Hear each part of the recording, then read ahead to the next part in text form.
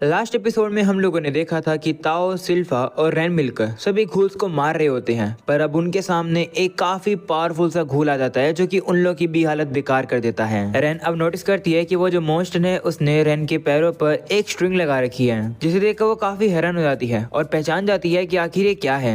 वहीं पर अब ताओ को गुस्सा आ जाता है। वो वापिस से अब उस मॉन्स्टर के ऊपर हमला करने के लिए जा रही होती है, पर अब अचानक से वो नीचे बैठ जाती है, जो देखकर वो खुद काफी हैरान हो जाती है और सोचती है कि आखिर मैं बैठ क्यों रही हूँ। वहीं पर अब वो जो मॉन्स्टर होता है वो वापस से अपनी और भी स्ट्रिंग्स निकालने लगता है। उसने इसी स्ट्रिंग का यूज करके ताओ को नीचे बिठाया था और अब वो उसके ऊपर हमला करने वाला होता है, पर तभी वहाँ पर सिल्फा आ जाती है जो कि उन स्ट्रिंग्स को काट देती है। सिल्फा अब कहने लगती है कि मुझे नहीं पता कि मेरा हाथ अच्छे से काम क्यों नहीं कर रहा है, जो सुनकर ताओ कहती है कि हाँ, हमें नहीं पता कि आखिरकार ये मॉन्स्टर हमें क्या कर रहा है। वहीं पर अब वो मॉन्स्टर अब उन्हीं स्ट्रिंग को अब लॉयड के पास भी फेंक देता है। वहीं जैसे वो स्ट्रिंग अब लॉयड को टच होती है, उस मॉन्स्टर को अब लॉयड का इतना ज्यादा माना देखने को मिलता है। वहीं इतना खतरनाक माना देखकर तो वो भी डर जाता है। वहीं दूसरी तरफ अब वही तीनों आ जाते हैं उसके ऊपर एक साथ हमला करने के लिए, पर वो मॉन्स्टर अब उनके अटैक को डॉज कर लेता है। ये देखकर वो लोग भी हैरान हो जाते हैं। वहीं पर अब रैन कहने लगती है कि ये अपने स्पाइनल कॉर्ड और ऑटोमेटिक रिफ्लेक्स का यूज करके बच रहा है। वहीं लॉयड भी अब उसी स्ट्रिंग को देखता है और अब उसे पता चलता है कि दरअसल वो स्ट्रिंग नहीं है बल्कि एक छोटी सी बोन है जो कि स्ट्रिंग के रूप में है। लॉयड अब कहता है कि ये एक स्पाइनल थ्रेड है जिसे ये मॉन्स्टर अपनी बॉडी से एक्सटेंड करके यूज कर रहा है। वहीं रैन को भी अब इसी पावर के बारे में याद आता है। वो सिल्फा और ताओ को बताती है कि एक बार जेड ने मुझे बताया था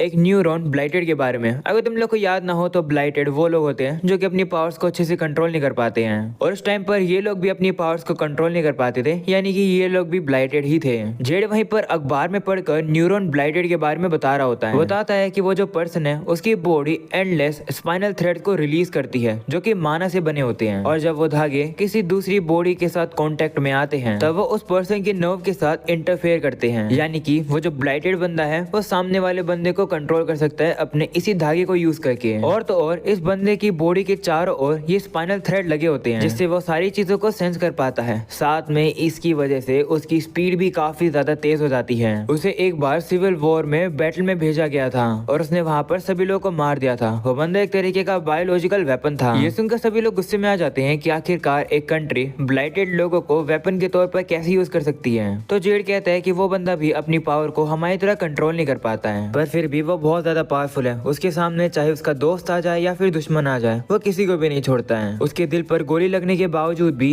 वो ऑटोमेटिकली रिफ्लेक्स दिखाकर सभी लोगों को मारने लगा। उसे कोई भी छू नहीं पा रहा था, वो एकदम ज़ॉम्बी की तरह बन गया। सभी लोगों को काफी मेहनत करनी पड़ी उसकी बॉडी को सी के अंदर फेंकने के लिए। ये सारी कहानी सुनकर ताओ कहती है कि लेकिन अगर ये मर गया था तो आखिर ये वापस से कैसे जिंदा हो गया। तो रैन कहती है कि पहले भी इसकी बॉडी ऑटोमेटिकली रिफ्लेक्स दिखाकर मूव करती थी, पर ये तो कुछ अलग ही है, ये तो अब अच्छे से मूव कर रहा है। वहीं लॉयड कहते हैं कि मेरे हिसाब से ये जो बॉडी जो पानी में गिर गई थी वो घूल बन गई, क्योंकि मैंने कभी भी एक ऐसे घूल के बारे में नहीं सुना जिसको अपनी पुरानी पास्ट की मेमोरीज याद हो। वहीं ताओ, सिल्फा और रैन वापिस उसे लड़ने के लिए तैयार हो जाते हैं। वो सोचते हैं कि बस उन्हें इन स्ट्रिंग से बचना है। वो लोग अब लड़ने के लिए जा ही रहे होते हैं, पर तभी वो मॉन्स्टर अब एक ही बारी में काफी सारी स्ट्रिंग्स को छोड़ देता है। उन स्ट्रिंग्स के ऊपर अलग अलग कमांड होती है, जैसे कि तुम सर के बल नीचे गिरोगे, तुम नीचे बैठ जाओगे, तुम फिसल जाओगे। जैसे अब कुछ स्ट्रिंग्स उन लोगों को लगती है, वो लोग अब सर के बल नीचे गिरते हैं। जिसके बाद हमें चर्च का वापस से सीन दिखाया जाता है, जहाँ पर ईशर देखती है कि वो जो बंदा है वो वहाँ पर फादर को मार रहा है। ये देखकर अब एक भूत जैसी जो चीज होती है वो उस बंदे से कहती है कि क्या मास्टर मैं इस लड़की को पोजेस कर लूं? तो वो बंदा भी कहता है ठीक है, इतने में मैं इस फादर को मार दूंगा। ऐसा बोलने के बाद वो फादर का गला दबाने लगता है, वो भी काफी जोर से। जो देखकर ईशर फादर को बचाने के लिए जा रही होती है, पर तभी वो भूत उसके पास आ जाता है। वो अब ईशर को खाने वाला होता है, पर तभी वहाँ पर बेबीलोन आ जाता है जो कि अपनी डिवाइन सोर्सरी का यूज करके उस भूत के ऊपर हमला करके उसे खत्म कर देता है। साथ में बेबीलोन उस बंदे के हाथ पर भी हमला कर देता है, जिस वजह से वो फादर को छोड़ देता है। वहीं पर ये सब कुछ करने के बाद बेबीलोन तो ऊपर बैठा था। वो अब उस बंदे से कहने लगता है कि क्या हुआ, तुम लगता है कि यहाँ पर फिर से खो गए, क्या मैं तुम्हें सही रास्ता दिखाऊं? जिस पर वो बंदा कहता है कि ऐसा कुछ भी नहीं है जो कि तुम मुझे दिखा सको। ऐसा बोलकर वो बंदा इतने गुस्से में आ जाता है कि वो तो अब ट्रांसफॉर्म कर जाता है। दूसरी तरफ हम लोग अब देखते हैं कि उस मॉन्स्टर से लड़ने के लिए सिल्फा, रैन और ताओ फिर से खड़े हो गए हैं। इस बार तो लड़ने के लिए वो लोग पूरा सीरियस हो चुके हैं। वो लोग अब एक साथ हमला करते हैं। वहीं पर वो मॉन्स्टर भी अब काफी सारी स्ट्रिंग्स को फिर से फेंक देता है, पर इस बार अब वो सभी लोग उस स्ट्रिंग को डॉज करके एकदम से उसके पास पहुंच जाते हैं। पर अचानक से वो जो मॉन्स्टर होता है वो उनके हमलों को एक ही बारी में रोक लेता है। ऐसा इसलिए क्योंकि ये मॉन्स्टर अपने रिफ्लेक्स का यूज करके जो बच रहा है। पर वो लोग अब दिमाग लगाते हैं, जहाँ पर सिल्फा अब पीछे जाकर अपनी तलवार से उसके ऊपर हमला करती है, जिस वजह से उस मॉन्स्टर को अपने दोनों हाथों का यूज करके सिल्फा के अटैक से बचना पड़ता है। वो भी अपने हाथों से उस तलवार को रोककर। और अब रेन को मौका मिल जाता है उसके ऊपर बैठकर उसके ऊपर पॉइजन यूज करने का, जो देखकर जीरियल कहने लगता है कि पॉइजन घूल के ऊपर थोड़ी इफेक्ट करेगा। तो लॉयड कहता है कि नहीं, ये काम करेगा। वहीं हम लोग अब देखते हैं कि वो मॉन्स्टर तो अब सही में पॉइजन हो जाता है।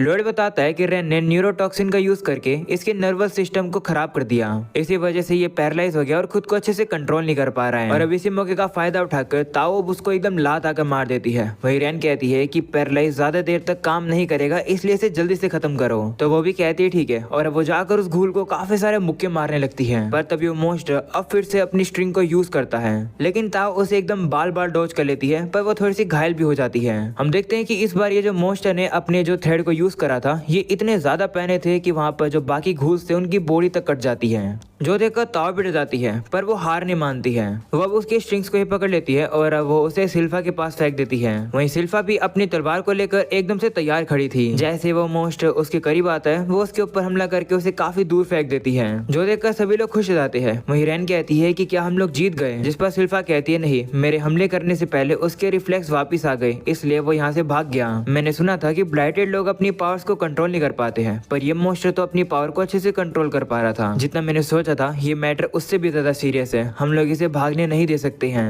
वहीं हम वापस उसी मॉन्स्टर को देखते हैं, जो कि भागकर अब बाहर आ जाता है। वो कहता है कि मेरे मास्टर अभी भी चर्च में है, मैं उनके पास जा रहा हूँ, क्योंकि मास्टर जिस दिन का इंतजार कर रहे थे वो बस आने ही वाला है। जिन 3 एडवेंचरर से अभी अभी मैं मिला, मैं उनके साथ बाद में खेल खेलूंगा, जब सही समय होगा तब हम लोग फिर से मिलेंगे। ऐसा बोलकर अब वो वहाँ से जा ही रहा होता है, पर तभी लॉयड वहाँ पर आकर चुटकी बजाता है, जिससे कि अब उस मॉन्स्टर का पैर टूट जाता है। दूसरी तरफ सिल्फा, ताओ और रेन को पता चलता है कि वहाँ पर लॉयड ने शीरो के साथ एक मैसेज छोड़ रखा है कि लॉयड तो नंबर 2 करने के लिए गया हुआ है। दूसरी तरफ वापस हमें अब उस मॉन्स्टर को दिखाया जाता है, जो कि अब लॉयड की ये ताकत देखकर काफी घबरा जाता है। जिसके बाद वो मॉन्स्टर अपनी लाइफ को याद करने लगता है। वो कहता है कि शुरू से ही मेरी लाइफ एकदम टट्टी थी, मुझे काफी अब्यूज किया जाता था, मेरे पास कोई रहने की जगह भी नहीं थी, इस वजह से मैं मारा गया, जिस वजह से मैं एक रैत बन गया, यानी कि भूत। मैं सिर्फ उन्हीं लोगों की बॉडी को कंट्रोल कर पाता था जो कि कमजोर हों, पर कमजोर लोगों की बॉडी को यूज करके मैं अपना बदला नहीं ले सकता हूँ, और मैं ताकतवर लोगों को पोसेस नहीं कर सकता हूँ, क्योंकि उनकी स्पिरिट काफी ताकतवर होती है। मैं सिर्फ उन्हीं लोगों को पोसेस कर सकता हूँ जिनकी स्पिरिट कमजोर हो।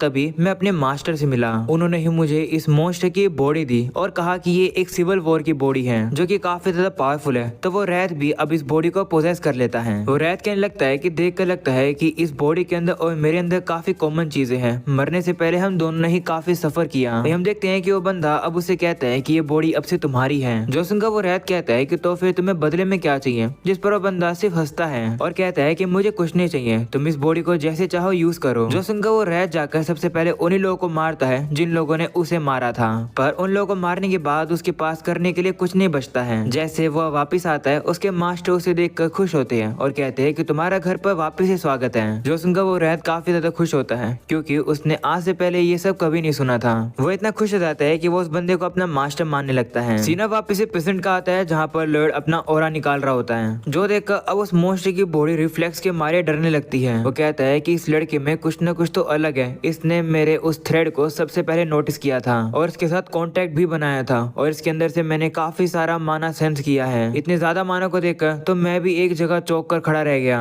ये लड़का तो बहुत ही डरावना है, आखिरकार इसके पास इतना ज्यादा माना कैसे है। वो अब लॉयड की ताकत देखकर कहता है कि प्लीज मुझे हर्ट मत करो, मुझे जाने दो। पर तभी अब उस मॉन्स्टर को रियलाइज होता है कि अगर वो लॉयड को नहीं रोकेगा तो लॉयड जाकर उसके मास्टर को नुकसान पहुंचाएगा, जो कि वो नहीं होता हुआ देख सकता है। वो अब काफी गुस्से में आ जाता है और अब अपने पैर को ठीक कर लॉयड के ऊपर हमला करने के लिए चला जाता है। वो लॉयड के ज्यादातर अटैक्स को डॉज करके आगे बढ़ रहा होता है, पर एक हमले की वजह से उसका हाथ तक टूट जाता है। पर फिर भी वो मॉन्स्टर हार नहीं मानता है। वो कहता है कोई बात नहीं, मैं अपने एक ही हाथ से लड़ लूंगा। वहीं पर अब वो लॉयड के ऊपर हमला करने के लिए निकल जाता है। दूसरी तरफ लॉयड तो आराम से खड़ा होकर खाना खा रहा होता है, और अब जैसे वो लॉयड के ऊपर हमला करने वाला होता है, लॉयड अब अचानक से वहाँ बैरियर बैरियर लगा देता है, जिस वजह से वो मॉन्स्टर लॉयड को कुछ नहीं कर पाता है। वहीं लॉयड अब उसके ऊपर हमला करके उसे हरा देता है। खत्म होने से पहले वो बंदा अपने आप से और इस बॉडी के पहले मालिक से पूछने लगता है कि आखिरकार मुझे क्या करना चाहिए था जीतने के लिए। पर तभी वो मॉन्स्टर देखता है कि लॉयड का जो डिवाइन सोर्सरी मैजिक है वो काफी ज्यादा वार्म है। वो मॉन्स्टर अब थोड़ा बहुत शांत हो जाता है। वो अब लॉयड से कहता है कि आखिरकार तुम कौन हो। ये देखकर लॉयड और ग्रिम दोनों काफी हैरान हो जाते हैं और कहते हैं कि आखिर एक घूल बात कैसे कर सकता है। लॉयड काफी एक्साइटेड हो जाता है। वो कहता है कि तुम्हें शुरुआत से मुझे बताना चाहिए था ना, तब मैं तुम्हें और ज्यादा डैमेज नहीं देता। मैं जानना चाहता हूँ कि आखिर तुम्हारी बॉडी काम कैसे करती है। क्या तुम्हें अपना नाम पता है? मैं तुम्हारे बारे में और काफी कुछ जानना चाहता हूँ, आओ मेरे साथ चलो। वहीं पर लॉयड का ये प्यार देखकर वो जो मॉन्स्टर है वो काफी खुश हो जाता है, क्योंकि उसने आज से पहले ऐसा प्यार कभी नहीं देखा था। वो अब लॉयड का हाथ पकड़ लेता है और रोने लगता है और सोचता है कि ये मैं रो रहा हूँ या फिर ये बॉडी रो रही है। वो बंदा अब इतना ज्यादा अच्छा फील करता है कि वो लॉयड को शुक्रिया कहता है और कहता है कि मुझे माफ करना। तभी हम लोग को अब पास्ट का सीन दिखाया जाता है, जहाँ पर इसका जो मास्टर है उसने इस मॉन्स्टर को एक बॉल सी दी थी और कहा था कि ये एक डिवाइन स्पेल है। जब ये तबाह हो जाएगी तब तुम्हारी बॉडी और तुम्हारी ये जो सोल है वो एक ही बारी में खत्म हो जाएगी, इसलिए अब इस बॉल को खा लो। और अब सीन वापस से प्रेजेंट का आता है, जहाँ पर हम लोग अब देखते हैं कि वो बॉल अब टूट जाती है, जिस वजह से वहाँ पर अब एक काफी बड़ा धमाका हो जाता है, जिसमें वो मॉन्स्टर भी अब खत्म हो जाता है। वहीं इसके बारे में अब उस मास्टर को भी यानी कि उस बंदे को भी पता चल जाता है कि नीचे क्या हुआ है। वो बंदा अब खुद शौक होकर वहीं रुक जाता है। वहीं दूसरी तरफ हम लोग अब देखते हैं कि ग्रिम को वो डिवाइन मैजिक लगने की वजह से उसकी हालत काफी बुरी हो जाती है, तो लॉयड को अब उसे हील करना पड़ता है। लॉयड और जीरियल दोनों ये जानकर काफी ज्यादा हैरान है कि आखिर एक मॉन्स्टर के पास डिवाइन सोर्सरी कैसे आई। जीरियल कहता है कि ये जो स्पेल अभी अभी रिलीज हुई ये काफी एडवांस स्पेल है, जो कि सिर्फ कुछ ही लोग कास्ट कर सकते हैं। वहीं लॉयड याद करता है कि इस मॉन्स्टर ने मरने से पहले लॉयड से कहा था कि प्लीज मेरे मास्टर से मिलना, जो याद करके अब लॉयड जाकर उस मॉन्स्टर की तलवार उठा लेता है और कहता है कि तुम्हारा भी एक मास्टर है। ये तो काफी इंटरेस्टिंग बात है। वहीं दूसरी तरफ बेबीलोन भी अब देखता है कि वो जो मास्टर है यानी कि वो जो बंदा है वो एक ही जगह पर रुका हुआ है, जो देखकर अब वो ईशर से कहता है कि तुम फादर को यहाँ से लेकर चले जाओ। तो वो कहती है कि लेकिन तुम्हारा क्या होगा, जिस पर बेबीलोन कहता है कि मैं ठीक रहूंगा, अकेले यहाँ पर से संभालूंगा, तुम चली जाओ और यहाँ पर किसी को भी मत भेजना मेरी मदद करने के लिए। ये सुनकर ईशर भी घबरा जाती है और अब उसके पास और कोई भी चॉइस नहीं बचती है, वो फादर को लेकर चली जाती है। वहीं बेबीलोन कहता है कि मैंने मदद के लिए किसी को भी इसलिए नहीं बुलाया क्योंकि मैं नहीं चाहता हूँ कि और भी कोई इन्वॉल्व हो इस चीजों में, क्योंकि मेरे सामने ये जो बंदा है इसे कोई भी नहीं हरा सकता है। मुझे नहीं पता कि आखिरकार अचानक से ये रुक क्यों गया, पर अच्छा हुआ कि ये रुक गया, इस वजह से ईशर को यहाँ से भागने का मौका मिल गया। मुझे भी थोड़ा बहुत और वेट करना होगा जब तक ईशर नहीं निकल जाती यहाँ से, उसके बाद फिर मैं भी यहाँ से भाग जाऊंगा। तभी अब उस बंदे को होश आ जाता है। वो कहता है कि ईशर कहाँ गई, तो बेबीलोन कहता है कि वो चली गई। वो अब उसे कहता है कि क्या तुम एक मॉन्स्टर हो, जो सुनकर वो बंदा कहता है कि क्या तुम ये मेरी बॉडी देख कर कह रहे हो। काफी लंबी कहानी है, तुम्हें बता के भी क्या होगा क्योंकि तुम वैसे भी मरने वाले हो।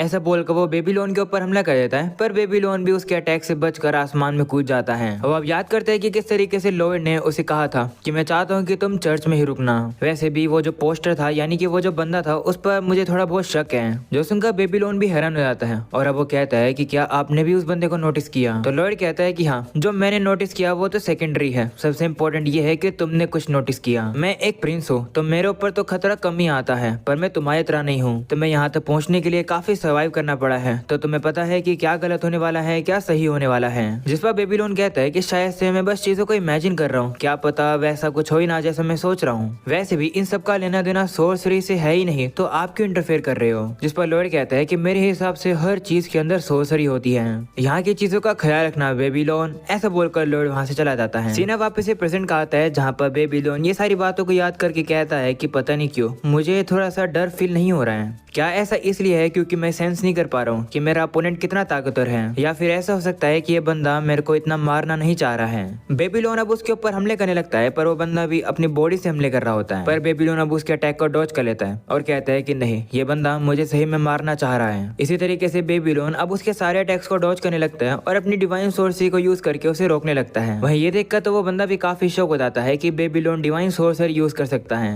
दूसरी तरफ बेबीलोन को याद आता है कि लॉयड ने उसे टच किया था। वो याद करके वो अब सोचता है कि मुझे लॉयड से पूछना पड़ेगा कि उसने मुझे कौन से बफ दिए हैं, क्योंकि इस समय पर मैं काफी ब्रेव फील कर रहा हूँ। ऐसा बोलने के बाद वो एकदम से जाता है और साइड में आ जाता है उस बंदे के। बेबीलोन को पता है कि वो इस बंदे को फिजिकली नहीं हरा सकता है और वो इसके ऊपर नाइफ से हमला भी नहीं कर सकता है, तो इसे हराने का सिर्फ एक ही तरीका है और वह डिवाइन सोर्सरी। ऐसा बोलकर बेबीलोन उसके ऊपर purifying class spell glow use करने लगता है और कहता है कि इस स्पेल से इसका हृदय परिवर्तन हो जाएगा, पर मेरे पास इतना माना नहीं है कि मैं एक ही हमले में इसका हृदय परिवर्तन कर सकूं, इसलिए मैं इसके ऊपर अब लगातार हमले करता रहूंगा। ऐसा बोलने के बाद बेबीलोन अब उसके ऊपर वही स्पेल काफी ज्यादा कास्ट करने लगता है। बेबीलोन कहने लगता है कि डिवाइन सॉर्सरी काफी कमाल की होती है, क्योंकि इस स्पेल में से काफी लाइट निकलती है तो दुश्मन तुम्हारी पोजीशन को देख नहीं पाता है। वो अब उस बंदे से कहता है, देखा तुम मुझे देख नहीं पा रहे हो ना, तुम्हारा खेल अब यही खत्म है। पर तभी हम लोग अब देखते हैं कि वो बंदा अब हमला करके बेबीलोन की बॉडी को चीर देता है और अब वो ये देखकर काफी हैरान हो जाता है कि इसने उसे ढूंढ कैसे लिया। तो अब बेबीलोन रियलाइज करता है, वो कहता है, ओह तो तुमने मेरी पोजीशन को मेरी स्मेल सूंघ कर पहचान लिया। वहीं पर वो बंदा अब कहने लगता है कि तुम मेरे दिल पर टारगेट कर रहे थे ना,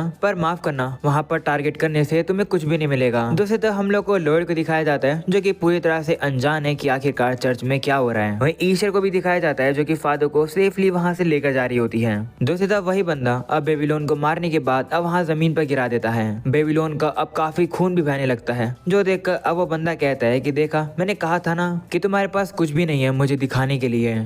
तभी हम देखते हैं कि बेबीलोन फिर से खड़ा होकर उसके ऊपर हमला करने के लिए आ जाता है, जो देखकर वो बंदा भी हैरान हो जाता है कि आखिरकार बेबीलोन जिंदा कैसे है। वहीं बेबीलोन बताने लगता है कि मेरी ये ताकत है कि मेरी बॉडी काफी फ्लेक्सिबल है, जैसे मुझे हमला लगने वाला था मैंने अपनी बॉडी का स्ट्रक्चर बदल लिया जिससे मुझे ज्यादा नुकसान नहीं पहुंचा। बेबीलोन अब कहने लगता है कि पर अभी मेरी लिमिट पूरी हो चुकी है, इसलिए मुझे इस फाइट को जल्दी से जल्दी खत्म करना होगा। ऐसा बोलने के बाद बेबीलोन फिर से उसके ऊपर डिवाइन सॉर्सरी से हमले करने लगता है, पर वो बंदा भी इतना ज्यादा हार्ड होता है इसकी वजह से बेबीलोन को अब और भी ज्यादा डैमेज पड़ता है। पर फिर भी वो बिल्कुल भी हार नहीं मानता है, वो अब अपनी सोल की ताकत का भी यूज करता है और इसी के साथ अब वो काफी सारे हमले करने लगता है, पर अभी वो बंदे को कुछ भी नहीं हो रहा होता है, जो देखकर बेबीलोन भी थक जाता है और कहता है कि अब हार जाओ। वो अब ईशर को याद करने लगता है और कहता है कि मैं होप करता हूँ कि ईशर यहाँ से भाग गई होगी। हम लोग अब देखते हैं कि बेबीलोन के हमले से अभी भी उस बंदे को कुछ नहीं हुआ है। वो अब बेबीलोन के ऊपर हमला करके उसे सीधा चर्च के अंदर फेंक देता है, जिस वजह से बेबीलोन की काफी बुरी हालत हो जाती है। वहीं पर वो बंदा आ जाता है और कहते हैं कि रुको मैं तुम्हें डिवाइन सॉर्सरी दिखाता हूँ। ऐसा बोलकर अब वो डिवाइन सॉर्सरी का यूज करके काफी सारी तलवारें बना देता है, जिसे देखकर बेबीलोन भी काफी डर जाता है और सोचने लगता है कि इसे भी डिवाइन सॉर्सरी आती है। वही हम देखते हैं कि वो बंदे की आंखें तो अब एकदम दो दो हो जाती है और अब वो उन्हीं तलवारों से बेबीलोन के ऊपर काफी सारे हमले कर देता है। वहीं पर अब हम लोग को अगले सीन में अब ईश्वर को दिखाया जाता है जो कि अब गिल्ड में आ चुकी है। वो वहाँ पर फादर को लेकर आ जाती है, जिसे देखकर रिसेप्शनिस्ट कहती है कि आखिर इसे क्या हुआ। वहीं पर अब बाकी के एडवेंचर्स भी वहाँ पर आ जाते हैं और अब वो ईश्वर से कहते हैं कि कोई दिक्कत है क्या, अगर कोई दिक्कत है तो हमें बता दो, हम तुम्हारी मदद करेंगे।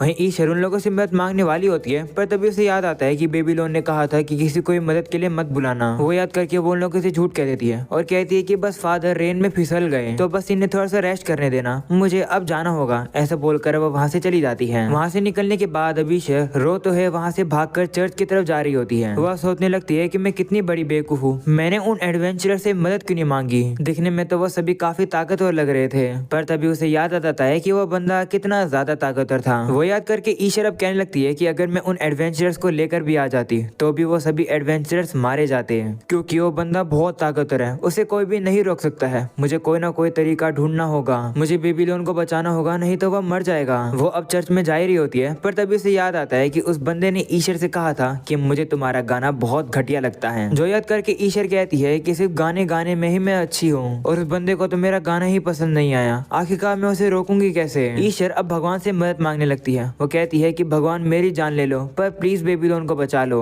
और अब भागते भागते ईशर अब नीचे गिर जाती है। वहीं नीचे गिरकर अब वो रोने लगती है, पर तभी उसके पास कोई आ जाता है। वो अब देखती है और अब उसे पता चलता है कि वो और कोई नहीं बल्कि लॉयड होता है, जो कि छतरी लेकर आया हुआ है। वो कहता है कि हम लोग गिल्ड की तरफ जा रहे हैं, सिल्फा और बाकी सभी लोग रेनकोट खरीद रहे हैं, थोड़ा सा वेट करो फिर हम तुम्हें चर्च में लेकर चलेंगे। ऐसा बोलकर लॉयड अब वहाँ से जाने लगता है, पर तभी ईशर उसे रोकती है और अब वो लॉयड से कहती है कि प्लीज तुम्हें बेबीलोन को बचाना होगा, वो खतरे में है। ये बात बोलने के बाद अब वो लॉयड से कहती है कि माफ करना, तुम तो एक बच्चे हो, तुम क्या ही कर लोगे, भूल जाओ जो मैंने कहा। ऐसा बोलकर अब वो रोने लगती है, पर जैसे वो अपनी आंख खोलती है वो देखती है कि लॉयड तो यहाँ पर होता ही नहीं है। हम लोग को अब पता चलता है कि लॉयड तो एक ही सेकंड में टेलीपोर्ट होकर चर्च में पहुंच चुका है और अब वो वहाँ पर बेबीलोन को देखता है, जिसकी बहुत ही ज्यादा बुरी हालत कर दी उस बंदे ने, जो देखकर लॉयड को अब उस बंदे पर काफी गुस्सा आ जाता है। अगले सीन में हम लोग को बेबीलोन को दिखाया जाता है, जो कि दरअसल अब स्वर्ग में आ चुका है, जहाँ पर उसे जेड भी मिलता है। बेबीलोन वहाँ पर जेड को बताने लगता है कि उसे ईश्वर का गाना काफी पसंद है। बेबीलोन अब इसी तरीके से जेड को सारी बातें बता ही रहा था, पर तभी जेड अब बेबीलोन को अपने साथ लेकर आ जाता है और उसे सामने देखने के लिए कहता है। बेबीलोन भी अब सामने देखकर काफी हैरान हो जाता है, क्योंकि उसे वहाँ पर ईश्वर का गाना सुनाई दे रहा होता है, जो देखकर अब उसे समझ आ जाता है कि अब उसके वापस जाने का समय हो चुका है। वो अब जेड से कहता है कि अगली बार जब मैं आऊंगा तब तुम्हारे साथ में ड्रिंक पीऊंगा। जब बेबीलोन अब वहाँ से जा रहा था तब उसे वहाँ पर वो मॉन्स्टर और वो भूत भी दिखाई देता है, यानी कि वो लोग भी अब स्वर्ग में आ चुके हैं। इसके बाद अब बेबीलोन जेड को गुड बाय करके वहाँ से चला जाता है और अब बेबीलोन को जैसे होश आता है वो अब देखता है कि ईशर उसके लिए गाना गा रही थी। वहीं सभी लोग अब ये देखकर काफी ज्यादा खुश हो जाते हैं कि बेबीलोन को होश आ गया। वहीं ईशर तो इतनी ज्यादा रिलैक्स हो जाती है कि वो तो अब बेहोश हो जाती है, यानी कि अब वो इतनी ज्यादा थक गई थी कि वो वहीं सो जाती है। ये सब कुछ देखकर बेबीलोन कंफ्यूज हो जाता है और कहता है कि कोई मुझे बताएगा कि आखिर यहाँ क्या हो रहा है और मैं यहाँ पर कैसे पहुंच गया। तो हमें बताया जाता है कि आखिरकार हुआ क्या था। दरअसल जब बेबीलोन घायल था तब लॉयड उसे लोडोस्ट में लेकर आ गया ट्रीटमेंट करवाने के लिए और अब 3 दिन बाद जाकर बेबीलोन को होश आया है। वहीं लॉयड ने ताओ को भेज रखा है चर्च के अंदर वहाँ पर रखवाली करने के लिए। दूसरी तरफ लॉयड ने सिल्वा को एडवेंचरर गिल्ड में भेज रखा है वहाँ पर सारी रिपोर्ट देने के लिए कि चर्च में क्या क्या हुआ। इसके बाद कैसल में आकर एल्बर्ट को भी बताया गया कि क्या क्या हुआ। साथ में लॉयड ईशर और उस फादर को भी लोडेस्ट के अंदर लेकर आ गया ताकि वो लोग सेफ रहे और चर्च में जितनी भी सिस्टर थी उन्हें अब कैसल में भेज दिया गया ताकि वो लोग भी सेफ रहे। अंत में वो जो 2 लोग थे जिनको लॉयड ने अपनी पावर को यूज करके अच्छा बना दिया था वो लोग मिलकर चर्च को वापस से ठीक कर रहे हैं क्योंकि वहाँ पर काफी तबाही जो मच गई थी। ये सब सुनकर बेबीलोन कहता है कि लेकिन प्रिंस लॉयड कहाँ पर है। जिस पर गालिया कहता है कि अच्छी बात है कि तुम उठ गए हो, जिस पर बेबीलोन कहता है कि इसमें अच्छी बात क्या है। तभी वहाँ पर लॉयड टेलीपोर्ट करके आ जाता है और कहता है कि मैं आ चुका हूँ बेबीलोन के ऊपर एक्सपेरिमेंट करने के लिए, उसे उठाने के लिए। पर जैसे वो देखता है कि बेबीलोन को तो होश आ चुका है, जो देखकर वो थोड़ा सा डिसअपॉइंट सा हो जाता है क्योंकि वो उसके ऊपर एक्सपेरिमेंट जो नहीं कर पाएगा।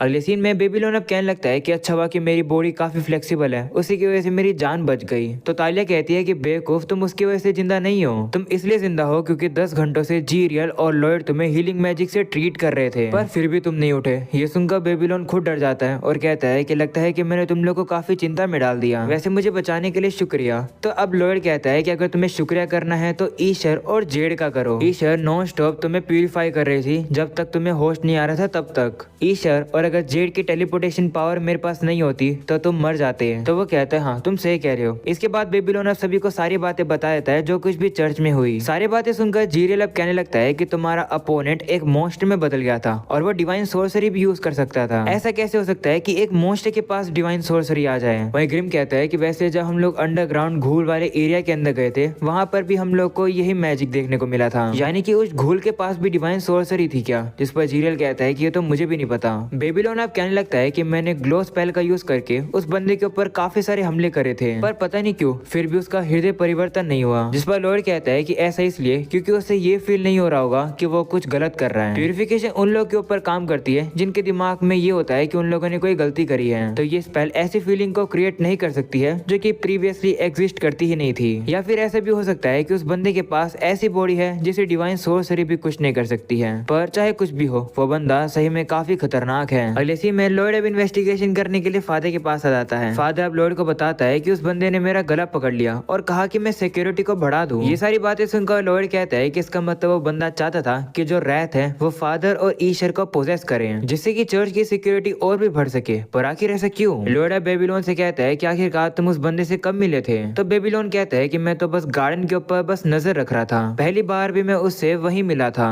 लॉयड अब याद करता है कि ईशर ने ये कहा था कि उस बंदे को उसकी सिंगिंग काफी बेकार लगती है। ये सारी बातें अब सुनने के बाद लॉयड अब कहता है कि उस गार्डन के अंदर कुछ न कुछ तो छिपा हुआ है। हम देखते हैं कि लॉयड तो इस तरीके से एक डिटेक्टिव बन चुका है। वो अब चर्च के अंदर वापस आ जाता है जहाँ वो देखता है कि उन बंदों ने चर्च को ठीक कर दिया है। लॉयड वहाँ पर ताओ से कहता है कि शुक्रिया चर्च के ऊपर नजर रखने के लिए। वैसे यहाँ पर कुछ हुआ है क्या? जिस पर वो कहती है नहीं ज्यादा कुछ तो नहीं, बस काटरीना यानी कि वो रिसेप्शनिस्ट आई थी, मैंने उसे वो सारी चीजें डिटेल में बता दी। तो लॉयड कहता है कि फिर उसने क्या कहा? तभी हम देखते हैं कि काटरीना वहीं आ ही जाती है। वो अब काफी गुस्से में लग रही होती है। वो कह रही होती है कि मुझे लग रहा है कि मुझे एडवेंचरिंग गिल्ड को छोड़ देना चाहिए। तो ताओ कहती है कि ऐसा क्यों? जिस पर वो कहती है कि जब तुमने मुझे सारी बातें बताई तब मैंने चर्च के हेडक्वार्टर में कांटेक्ट किया और जाकर मैंने उन्हें उस बंदे के बारे में बताया। हमें अब चर्च के हेडक्वार्टर में पॉप को दिखाया जाता है। तुम कह सकते हो कि जो पॉप होते हैं ये चर्च के हेड होते हैं। उन्हें अब उसी बंदे की फोटो को दिखाया जाता है और बताया जाता है कि इस बंदे ने क्या क्या किया। एक लेडी कहती है कि वो लोग पूछ रहे हैं कि क्या हम इस बंदे को जानते हैं? इस बंदे ने कुछ लोगों को नुकसान पहुंचाया है, बाकी के जो चर्च के स्टाफ है वो सेफ जगह पर पहुंच गए हैं। हमले के दौरान इस बंदे ने डिवाइन स्पेल लक्सा को भी यूज किया है। तो लोग जानना चाहते हैं कि क्या ये हमारे साथ मिला हुआ है। ये सुनकर कुछ लोग गुस्से में आ जाते हैं और कहते हैं कि आखिरकार एक मॉन्स्टर चर्च का बंदा कैसे हो सकता है? ये रूमर्स किसने फैलाए हैं कि ये चर्च का बंदा है? तो वो बताती है कि बेबीलोन ने, जो कि उस बंदे से लड़ रहा था। वो अब सभी लोगों को ये बताती है कि बेबीलोन पहले एक क्रिमिनल हुआ करता था पर करंटली वो लोडेस्ट आइलैंड के गवर्नर को सर्व कर रहा है, जिस पर वो लोग कहते हैं कि आखिरकार इस क्रिमिनल पर भरोसा कैसे किया जा सकता है, ये बंदा बस र्यूमर्स फैला रहा है। उन सभी की बातें सुनकर पॉप सभी को शांत कराते हैं और कहते हैं कि हम लोग बिना प्रूफ के कुछ भी नहीं कह सकते हैं। जिस पर वो लोग कहते हैं कि लेकिन आप इस क्रिमिनल पर विश्वास कैसे कर सकते हो? तो पॉप कहते हैं कि हाँ मुझे पता है, इसलिए हम लोग जवाब में उनसे एविडेंस मांगेंगे कि अगर तुम लोग चर्च के ऊपर इल्जाम लगा रहे हो तो कुछ एविडेंस दो। ये सारी बातें बताने के बाद अब कैटरीना गुस्से में आ जाती है और कहती है कि आखिरकार वो लोग ऐसा कैसे कर सकते हैं, इसलिए माफ करना, गिल्ड इस इंसिडेंट में कोई भी मदद नहीं कर सकता है तुम लोगों की। हम लोग उस बंदे के वांटेड पोस्टर्स भी नहीं लगा सकते हैं। तो लॉयड कहता है कि कोई बात नहीं, माफी मांगने की जरूरत नहीं है, हमें बस सबूत इकट्ठा करना है ना, वो तो हम कर लेंगे। जरूर जमीन में कुछ मिलेगा, जमीन को खोद दो। तो वो लोग भी मिलकर अब जमीन को खोदने लगते हैं, जो देखकर फादर गुस्से में आ जाते हैं और कहते हैं कि ऐसा मत करो, ये एक सीक्रेट जगह है। तो लॉयड कहता है कि अगर हम लोग ऐसा करेंगे नहीं तो हमें कोई भी एविडेंस मिलेंगे नहीं। शीरो भी एविडेंस को ढूंढ सकता है, पर पता नहीं क्यों वो किसी कारण से मुझे अवॉइड कर रहा है। देखकर लगता है कि उसे पता है कि कहां पर क्या है, पर वो छुपा रहा है। तभी हम लोग अब क्रो को देखते हैं, जो कि अपनी क्रो वाली एबिलिटी का यूज करके कौओं से पूछने लगता है कि यहाँ पर क्या क्या गड़बड़ है। तो वो सभी क्रो अब मिलकर एविडेंस को ढूंढने लगते हैं। वहीं हमें पता चलता है कि शीरो तो दरअसल काफी डरा हुआ है, इसलिए वो इन्वेस्टिगेशन नहीं करना चाह रहा है। वहीं पर हम लोग अब देखते हैं कि सारिया भी वहाँ आ जाती है रैन के साथ। सारिया ईशर को देखकर काफी खुश हो जाती है और कहती है कि मुझे काफी खुशी है कि तुम ठीक हो। वो उसे कहती है कि क्या तुम रेसिटल में ठीक रहोगी, क्या तुम रेसिटल कर पाओगी? वहीं ईशर अब भी थोड़ी सी डरी हुई होती है, जिसके बाद सारिया भी अब बेबीलोन का शुक्रिया करती है ईशर को बचाने के लिए। जिस पर बेबीलोन कहता है कि हाँ तुम्हें पता ही है कि ईशर के ऊपर हमला किया गया है, तो उसके ऊपर फिर से भी कभी हमला हो सकता है, तो बेहतर ये रहेगा कि तुम लोग रेसिटल को कैंसिल कर दो। ये सुनकर सारिया अब ईशर की तरफ देखती है और अब वो देखती है कि ईशर काफी ज्यादा डरी हुई थी। तो सारिया कहती है ठीक है, अगर ऐसी बात है तो रेसिटल में मैं अकेले परफॉर्म करूंगी। ऐसा बोलकर अब वहाँ से चली जाती है, पर तभी क्रो के वहाँ पर क्रो आ जाते हैं, जो कि अब बताते हैं कि यहाँ पर कुछ गड़बड़ है। तो सिल्फा अब वहाँ पर जाकर देखती है और अब उसे पता चलता है कि यहाँ पर तो एक हिडन सा दरवाजा है, जिसे वो उठा देती है और अब वहाँ पर काफी खतरनाक स्मेल आने लगती है। सभी लोग अब ये देखकर हैरान हो जाते हैं, क्योंकि यहाँ पर एक छुपा हुआ बेसमेंट है। लॉयड भी अब देखता है कि इस बेसमेंट का जो दरवाजा है वो स्पेशल लकड़ी से बना हुआ है, जिसकी वजह से ना ही माना से और ना ही की से इसे देखा जा सकता था, इसलिए इसे कोई नोटिस नहीं कर पाया। ईशर भी अब कहने लगती है कि आखिरकार चर्च के ये नीचे क्या चल रहा है और इसमें इतनी गंदी स्मेल क्यों आ रही है। वो भी अब नीचे आकर देखने की कोशिश करती है, पर तभी क्रो उसे रोक लेता है और कहता है कि तुम्हें नहीं आना चाहिए। तो ईशर भी अब ये सुनकर डर जाती है। वहीं बेबीलोन भी अब ईशर से कहता है कि हाँ तुम फादर के साथ यहीं रुको। ऐसा बोलकर अब वो खुद अंदर जाने लगता है। वहीं ईशर से अब ये देखा नहीं जाता है और अब वो कहती है कि प्लीज मुझे तुम्हारे साथ चलने दो, मैं प्रॉमिस करती हूँ कि मैं तुम्हें परेशान नहीं करूंगी। तो बेबीलोन कहता है कि नहीं तुम्हें नहीं चलना चाहिए। वो अब उसे डांट ही रहा होता है, पर तभी तालिया वहाँ पर आकर अब बेबीलोन को रोक लेती है और कहती है कि इंजर्ड तो तुम हो, तुम्हें यहाँ पर फादर के साथ रुकना चाहिए। ऐसा बोलकर वो उससे और फादर को अपने साथ ले जाती है। ये देखकर बेबीलोन तालिया से कहता है कि आखिर तुम्हें क्या कर रही हो, तुम्हें पता है ना नीचे खतरा हो सकता है। जिस पर तालिया कहती है कि हाँ मुझे पता है, पर उसे अपने डर पर काबू करना होगा, क्योंकि इस वजह से उसकी सिंगिंग खराब हो जाएगी, जो कि मैं नहीं चाहती हूँ, क्योंकि मैं ईशर की फैन हूँ, बिल्कुल तुम्हारी तरह। हम लोग को अब पता चलता है कि ये सारी बातों को सारिया भी पीछे से छुप कर देख रही थी। वहीं ईशर भी अब डिसाइड कर लेती है कि वो अंदर जाएगी, भले ही वो काफी ज्यादा डर रही होती है। वो अब कहती है कि मुझे अंदर जाकर अपने डर को काबू करना होगा, क्योंकि अगर मैंने ऐसा नहीं किया तो मैं कभी भी दोबारा गा नहीं पाऊंगी। वहीं पर अभिषेक की बातों को शीरो भी सुन लेता है, जो सुनकर अब उसके अंदर भी हिम्मत आ जाती है। वहीं शीरो भी डर रहा होता है, पर फिर वो भी खुद अंदर चला जाता है सभी लोगों की मदद करने के लिए। और अब जैसे सभी लोग नीचे आते हैं, वो अब वहाँ का नजारा देखकर काफी ज्यादा डर जाते हैं, क्योंकि वहाँ पर अब वो लोग देखते हैं कि वहाँ पर तो काफी सारे खतरनाक एक्सपेरिमेंट हो रखे थे। इस जगह को देखकर साफ साफ पता चल रहा होता है कि यहाँ पर काफी सारे लोगों को मारकर एक्सपेरिमेंट किया गया है। जहाँ का नजारा देखकर सभी लोग डर के मारे कांपने लगते हैं। पर हम लोग अब देखते हैं कि लॉयड तो ये सब कुछ देखकर शांत सा खड़ा था। और अब इसी के साथ ये एपिसोड यहीं खत्म हो जाता है। उम्मीद है कि तुम लोग को ये एपिसोड पसंद होगा। पसंद हो तो लाइक कर देना, चैनल पर नहीं हो तो सब्सक्राइब भी कर देना। मिलते हैं अगली वीडियो के अंदर, तब तक के लिए बाय बाय।